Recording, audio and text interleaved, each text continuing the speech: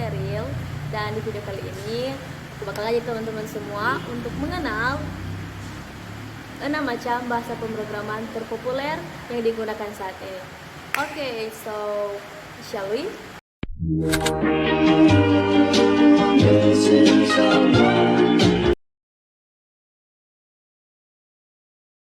Yang pertama, kita punya JavaScript.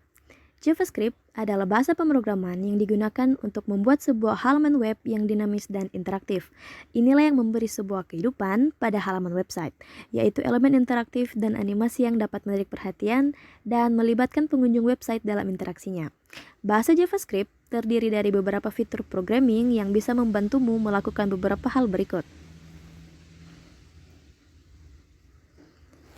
Yang kedua, kita punya Python. Python merupakan bahasa pemrograman tingkat tinggi yang diracik oleh Guido van Rossum.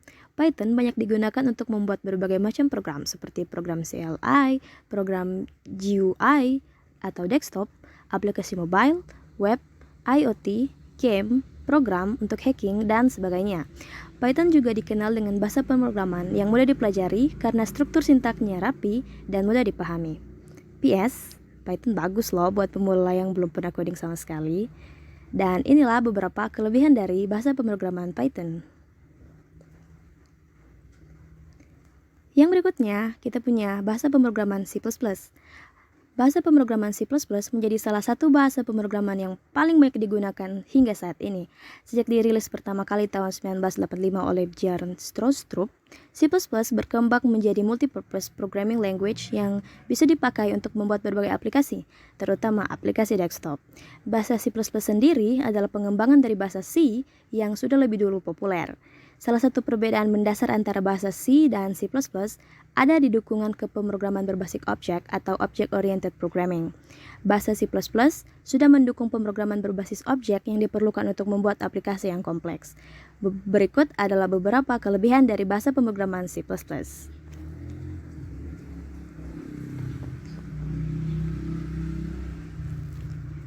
Move on to Ruby. Ruby adalah bahasa pemrograman berorientasi objek yang dikembangkan oleh Yukihiro Matsumoto dan dirilis pertama kali pada tahun 1995 dengan versi yang lebih baru dirilis pada tahun 2011. Ruby kini semakin populer terutama ketika digunakan dengan framework Rails. Ruby adalah bahasa pemrograman yang bersifat open source, mudah digunakan dan bisa sangat fleksibel yang mana bagus untuk programmer pemula. Ruby mendukung beberapa paradigma pemrograman, termasuk pemrograman prosedural, pemrograman berorientasi objek, dan fungsional. Menurut Matsumoto, Ruby dipengaruhi oleh Perl, Smalltalk, Eval, Ada, Basic, and Lisp. Dan ini adalah beberapa kelebihan dari Ruby. Next, kita punya Java. Java dikenal memiliki moto Write Once, Run Anywhere. Hal ini menunjukkan bahwa setiap kode program yang ditulis menggunakan Java bisa langsung dijalankan pada platform berbeda-beda tanpa perlu menyusun ulang. Penulisan kode program Java biasanya disimpan dalam file berekstensi Java. Dengan menggunakan Javac Compiler, kamu bisa menyusun file berekstensi Java menjadi file berekstensi kelas. File berekstensi kelas inilah yang disebut sebagai bytecode dan bisa dijalankan di seluruh Java Virtual Machine. Dilihat dari penggunaannya, sebagai bahasa pemrograman umum, kamu bisa memanfaatkan Java untuk membuat berbagai bentuk aplikasi. Hal itu berlaku mulai dari aplikasi berbasis desktop, website, mobile, hingga aplikasi embedded device seperti perangkat pintar atau microprosesor. Sementara dalam praktiknya, bahasa Java tidak mendukung pemrograman prosedural, melainkan menggunakan konsep pemrograman berbasis objek. Yang terakhir, kita punya PHP atau Hypertext Preprocessor, yang adalah sebuah bahasa pemrograman server-side scripting yang bersifat open source. Sebagai sebuah scripting language, PHP menjalankan instruksi pemrograman saat proses runtime. Hasil dari instruksi tersebut tentu akan berbeda tergantung data yang diproses. PHP merupakan bahasa pemrograman server-side, maka script yang dari PHP nantinya akan diproses di server. Jenis server yang sering digunakan bersama dengan PHP antara lain Apache, Nginx, dan Lightspeed.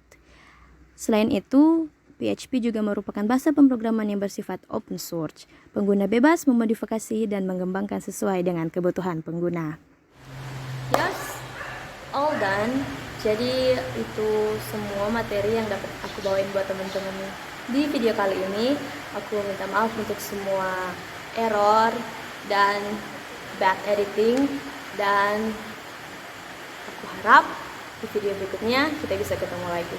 Okay, so have a great day.